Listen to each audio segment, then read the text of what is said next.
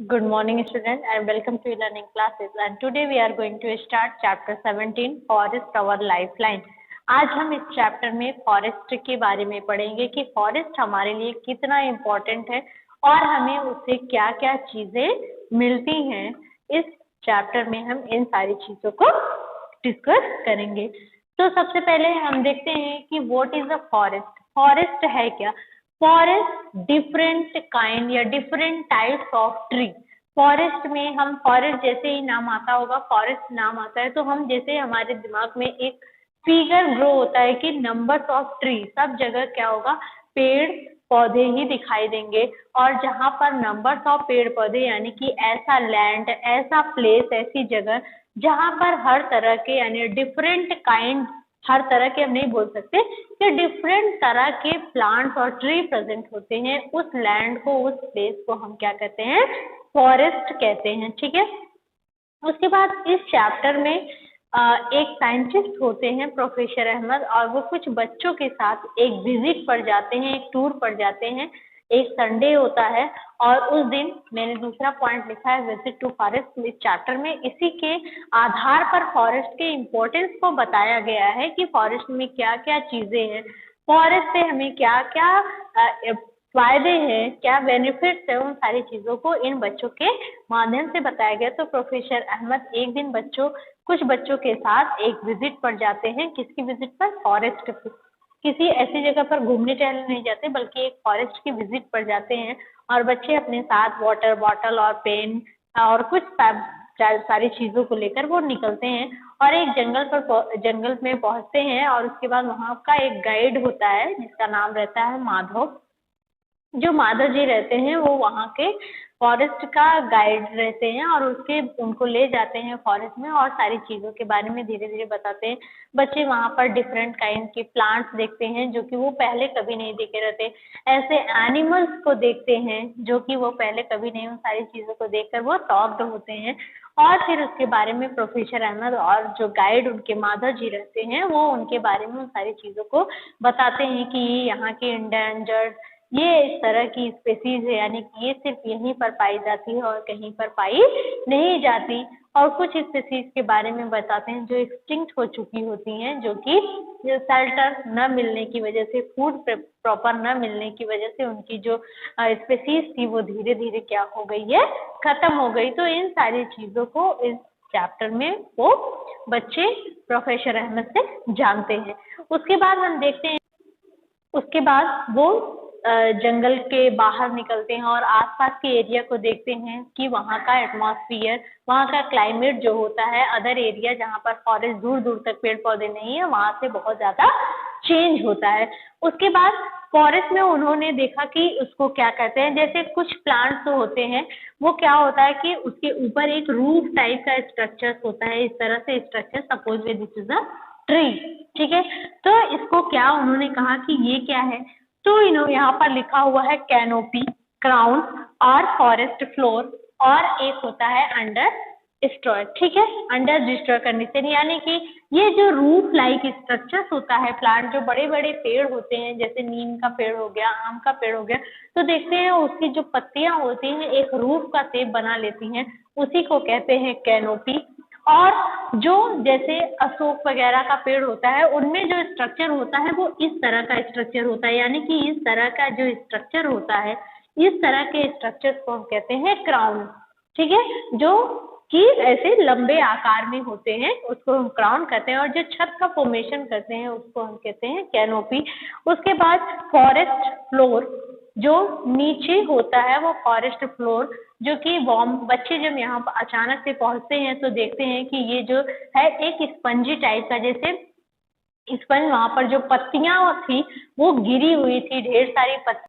बच्चे जब उनका स्पंजी यानी कि जब वहां पर वो जंगल के अंदर जाते हैं तो जहां पर ढेर सारे लीफ, पत्तियां, क्या होता है कि वो पेड़, जरूरी नहीं कि हमेशा हर जगह की, ये फ्लोर जो होता है पूरा जंगल का पत्तियों से भरा होता है, धीरे धीरे डिकम्पोज होते हैं, ह्यूमस में कन्वर्ट हो जाते हैं, और इसी को कहते हैं फ्लोर। यहाँ पर मॉइस्चर और पत्तियों की वजह से यहाँ पर सनलाइट जो होती है, ये रूफ इतना ज्यादा होती है ऐसी कि वहां पर सनलाइट कम पहुंच पाती है, पहुंचती है ऐसा नहीं है, लेकिन कम पहुंचने की वजह से वहाँ वो क्या होता है कि गर्म होता है।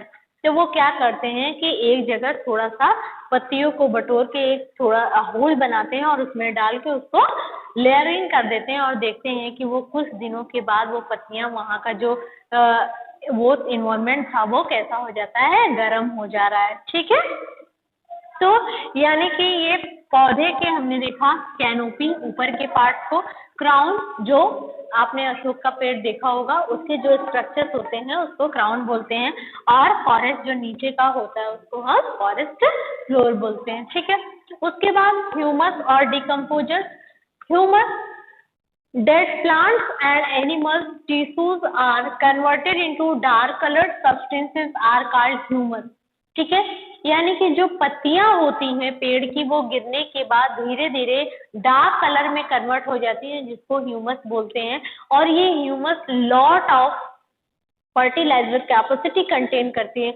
यानी कि अगर इस ह्यूमस को हम खेतों में डाल दें तो उसकी जो फर्टिलाइजर कैपेसिटी होती है वो बहुत बढ़ जाती है।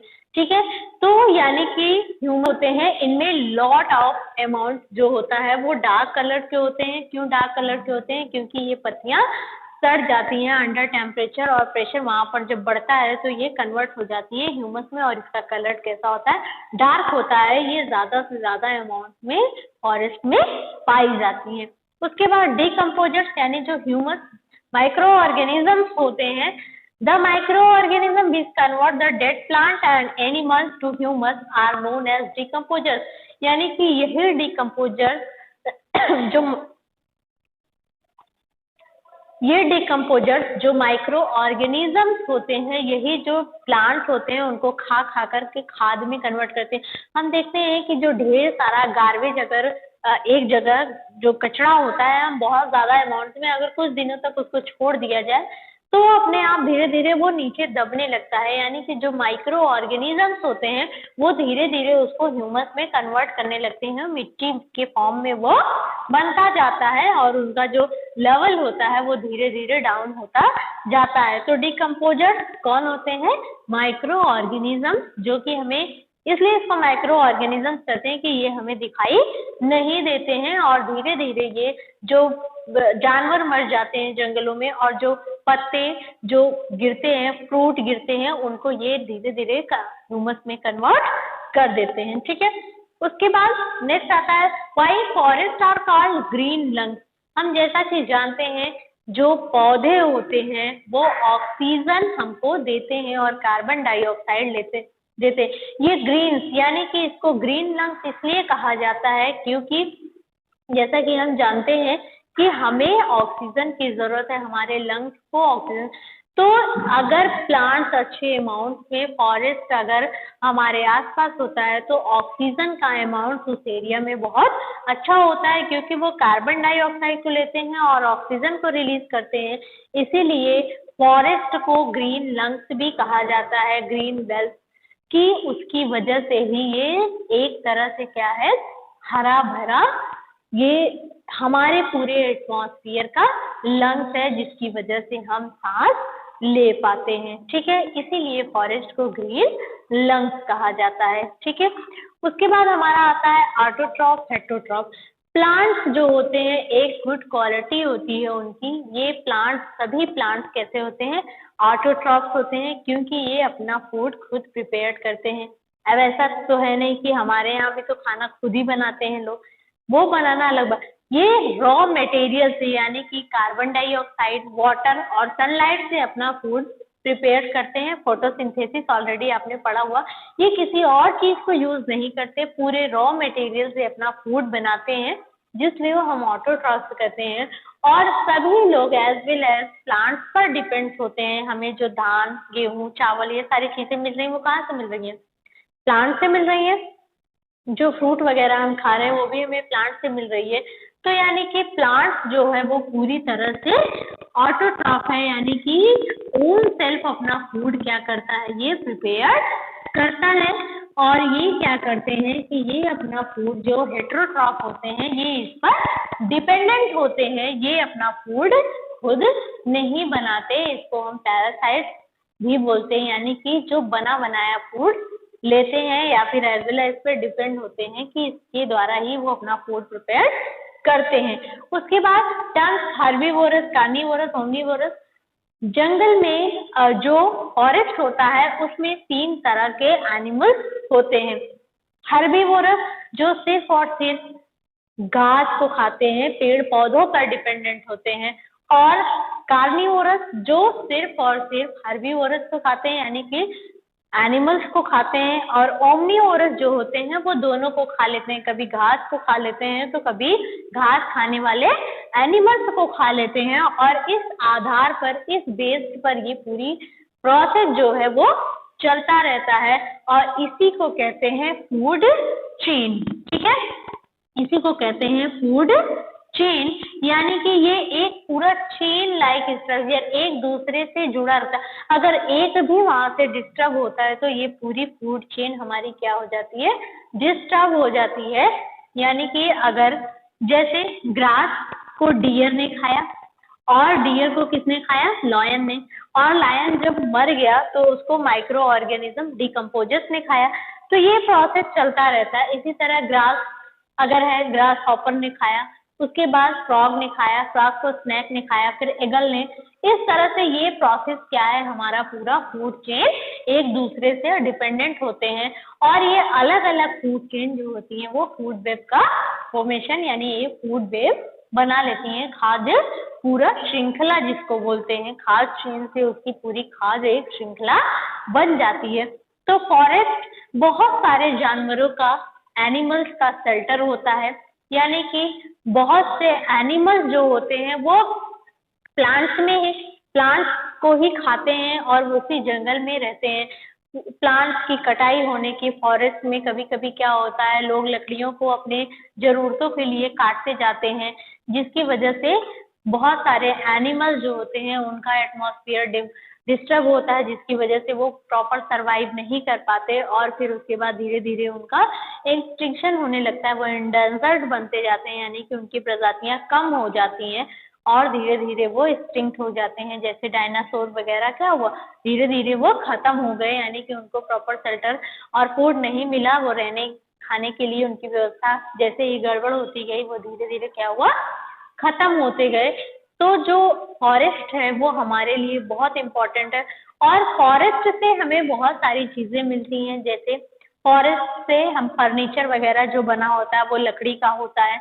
उसके बाद फॉरेस्ट हमें मेडिसिन के लिए बहुत इम्पोर्टेंट होता है। नंबर्स ऑफ मेडिसिन जो औषधि, पहले तो जो वैद्य पे निर्भर होते थे, यानी कि सारी जो दवाइयाँ होती थी वो क्या होती थी, आयुर्वेदिक सारे प्लांट्स से ही बनती थी, और वो जंगलों में ही मिलते थे। तरह तरह की बूटियां होती थी, जंगलों से लाई जाती थी, और जो वैद्य लोग होते थे वो बूटियों से ही लोगों का इलाज करते थे, जो हकीम लोग पहले हुआ करते थे।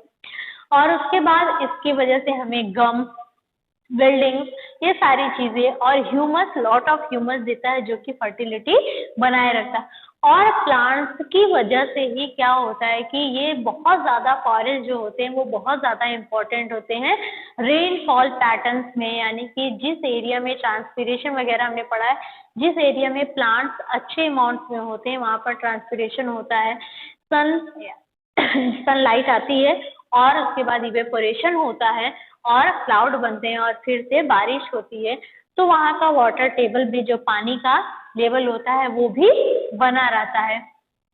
ठीक है, फॉरेस्ट प्रोवाइडर, हम देखते हैं हमें फॉरेस्ट से क्या क्या वो हमें देता है, क्या क्या मिलता है। टिम्बर मीन्स लकड़ी, वो हमें लकड़ी देता है।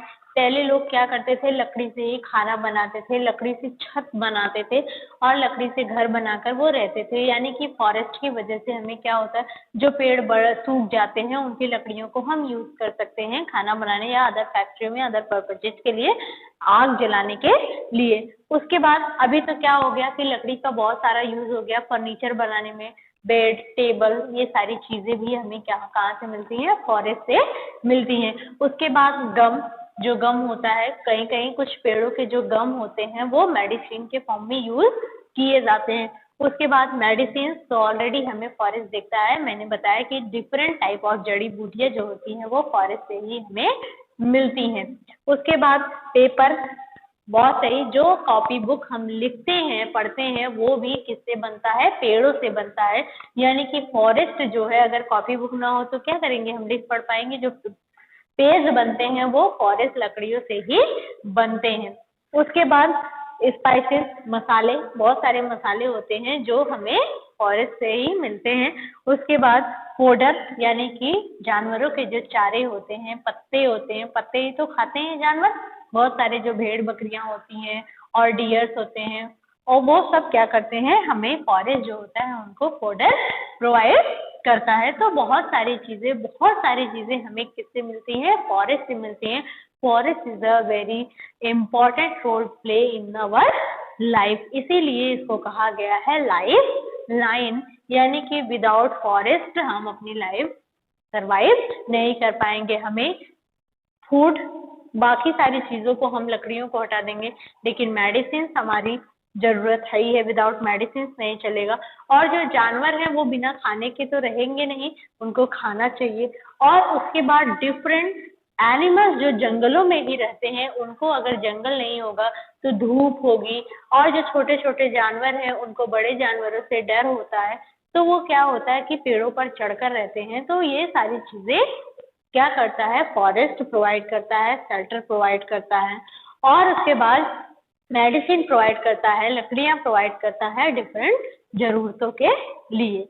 उसके बाद forest prevent flood and erosion. हाँ, फॉरेस्ट जो होता है वो फ्लड और इरोजन दोनों प्रिवेंट करता है। फ्लड, एक तो क्या होता है कि जिस एरिया में फॉरेस्ट होता है वहां पर, जैसे फॉरेस्ट पे अगर बारिश होती है तो डायरेक्टली वो पानी पेड़ की वजह से जमीन पर नहीं गिरती, और जिससे जमीन हमारी जो होती है वो कटती नहीं है। और प्लांट फ्लड नहीं आने देते, यानी कि बाढ़ नहीं आती, क्योंकि जो प्लांट्स होते हैं वो कुछ पानी, बहुत सारे पानी को एब्जॉर्ब कर लेते हैं। उनकी जो रूट होती है वो पानी को एब्जॉर्ब करती है लार्ज अमाउंट में, जिसकी वजह से पानी एक्सेस अमाउंट जमीन पर नहीं दिखाई देता। इसीलिए जो जहाँ पर पेड़ पौधे होते हैं वहाँ बारिश होती है और थोड़ी देर में वहाँ की जमीन सूख जाती है। इरोजन, यानी कि जो पेड़ की जो जड़ें होती हैं वो मिट्टियों को जकड़ के रखती हैं, जिसकी वजह से जब बारिश होता है तो वहाँ पर कटाव जो होता है वो बहुत कम होता है। लेकिन अगर ऐसे ओपन फील्ड्स में हम देखेंगे तो इतना तेज अगर कभी बारिश होती है तो वहाँ की मिट्टी जो होती है वो कट जाती है। तो फॉरेस्ट दोनों में, यानी कि एक तो फ्लड, बाढ़ नहीं आने देते, और दूसरा सॉइल इरोजन यानी मिट्टी के कटाव को भी वो रोकते हैं। ठीक है। उसके बाद हमारा आता है इफेक्ट ऑफ डिफॉरेस्टेशन। तो सिंपल सी बात है, हम जानते हैं कि डिफॉरेस्टेशन से बहुत ही बैड इफेक्ट आता है हमारे इन्वायरमेंट पे, एनिमल्स पे, एंड जो भी आसपास का इन्वायरमेंट होता है सभी पर डिफॉरेस्टेशन का बहुत बैड इफेक्ट पड़ता है। Deforestation means cutting of tree, यानी कि पेड़ों की कटाई। अब डिफरेंट हमें नीड्स होती है, जैसे वो फैक्ट्री बनवाने के लिए, ठीक है, फैक्ट्री बनवाने के लिए जंगलों को कटवा दिया जाता है, क्योंकि शहर में अब जमीन बची नहीं है, तो जो जंगल एरिया है उसको कटवा के ही क्या करते हैं, वहाँ पर फैक्ट्री बनाते हैं। या फिर रहने की जगह नहीं होने की वजह से वहाँ कुछ गांव के 10-20 लोग निकलकर वहाँ पर एक कॉलोनी बनाकर अपना रहने लगते हैं। कुछ पेड़ों की लकड़ियों के लिए जरूरत पड़ती है, जैसे अब सभी को बेड, फर्नीचर, सोफे की जरूरत है, तो इसके लिए भी जो हमारे फॉरेस्ट है उनकी कटाई होती रहती है। और जिसकी वजह से जब फॉरेस्ट कट जाता है तो वहाँ के जो एनिमल्स होते हैं उनकी शेल्टरिंग चली जाती है, उन्हें फूड नहीं मिलता। और रेनफॉल पर भी बहुत ज़्यादा डिफरेंट पड़ता है कि जो हमारा वाटर साइकिल होता है वहाँ पर भी इफेक्ट पड़ता है कि बारिश सही टाइम पर नहीं होती, या तो बहुत ज़्यादा बारिश हो जाएगी, बाढ़ आ जाएगा, या तो बिल्कुल भी बारिश ही नहीं होगी, सूखा वहाँ का एरिया डेजर्ट हो जाएगा, वहाँ पर बिल्कुल भी पानी, जैसे राजस्थान वगैरह है वहाँ उस तरह का हो जाता है। तो very adverse effect of deforestation on our environment. ठीक है।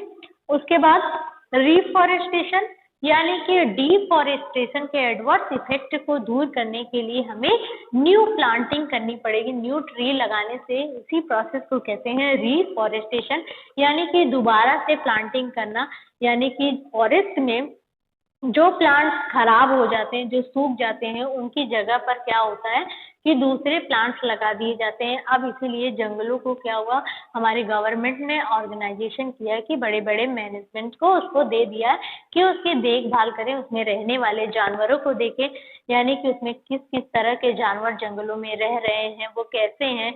कभी कुछ दिन पहले क्या हुआ था कि टाइगर को लोग मारने लगे थे, टाइगर मरने लगे थे, जिससे हमारे एनवायरमेंट पे बहुत ज्यादा इफेक्ट आया। तो वो क्या करते हैं, जंगलों की साफ सफाई करते हैं। जो छोटे मोटे जानवर होते हैं, अगर वो खाने वाला कोई नहीं होगा तो उनका जो पॉपुलेशन है वो बहुत ज्यादा इंक्रीज कर जाएगा, और जब उनका पॉपुलेशन इंक्रीज करेगा तो दूसरा इफेक्ट दिखाई देगा। तो इसीलिए टाइगर प्रोजेक्ट लॉन्च हुआ, जिसमें क्या हो रहा था कि टाइगर को प्रोटेक्ट किया जा रहा था, टाइगर को मारने पर पनिशमेंट दिया जा रहा था, नंबर ऑफ एक्ट लागू किए गए। फॉरेस्ट पेड़ों की कटाई के लिए भी बहुत सारे, यानी कि ग्रीन, अगर कोई पेड़ को काटता है तो उसके लिए भी एक्ट है कि नहीं काट सकते। ये सारी चीजें हमारी गवर्नमेंट ने की है। तो यानी कि अगर फॉरेस्ट, हमें अपने आसपास भी प्लांटिंग करनी चाहिए, जिससे हमारे आसपास का एनवायरनमेंट जो होगा वो अच्छा होगा। ऑक्सीजन का सफिशिएंट अमाउंट अगर हमारे एयर में प्रेजेंट होगा तो हमें जो सांस लेने में हम प्योर वाटर प्योर एयर लेंगे अपने ब्रीथिंग में, और जिससे कि हमें बहुत सारी एनर्जी, अच्छे अमाउंट में एनर्जी रिलीज होगी। अगर ऑक्सीजन हमारी बॉडी में अच्छे अमाउंट में होगा तो एनर्जी भी अच्छे अमाउंट में रिलीज होगी। उसके बाद रेनफॉल पैटर्न, मैंने बताया कि ट्रांसपिरेशन होता है प्लांट्स में, जो कि इवेपोरेशन होकर क्लाउड का फॉर्मेशन करते हैं। तो जो फॉरेस्ट होता है वो मोस्ट इम्पोर्टेंट रोल प्ले करता है रेनफॉल में। जिस एरिया में फॉरेस्ट होता है वहां पर रेनफॉल पैटर्न अच्छा होता है, वहां पर बारिश अच्छी होती है। तो हमारा वाटर टेबल, आपने पिछले चैप्टर में पढ़ा होगा कि वाटर टेबल जो होता है वो रेन वाटर से ही रिचार्ज होता है, यानी कि जब बारिश होती है तो सीपिंग के थ्रू पानी क्या होता है, वाटर टेबल यानी ग्राउंड वाटर में जाता है, जिससे हमारा वाटर टेबल फिर से रिचार्ज होता है। जो पानी का अमाउंट घटा रहता है, हम आए दिन जो पानी यूज करते हैं वो पानी फिर से क्या हो जाता है, बराबर हो जाता है, जिससे कि फिर से हम आगे 4-6 महीने तक पानी को प्रॉपर यूज कर सकें, पानी कम ना हो। तो बहुत ज्यादा इम्पोर्टेंट रोल प्ले करता है फॉरेस्ट हमारे लाइफ में। उसके बाद हम देखते हैं इम्पोर्टेंस ऑफ फॉरेस्ट। फॉरेस्ट का क्या इम्पोर्टेंस, शुरू से जो सारी चीजें हम अभी तक उसकी अच्छाइयों को देखते आ रहे हैं, दैट्स इम्पोर्टेंस ऑफ फॉरेस्ट।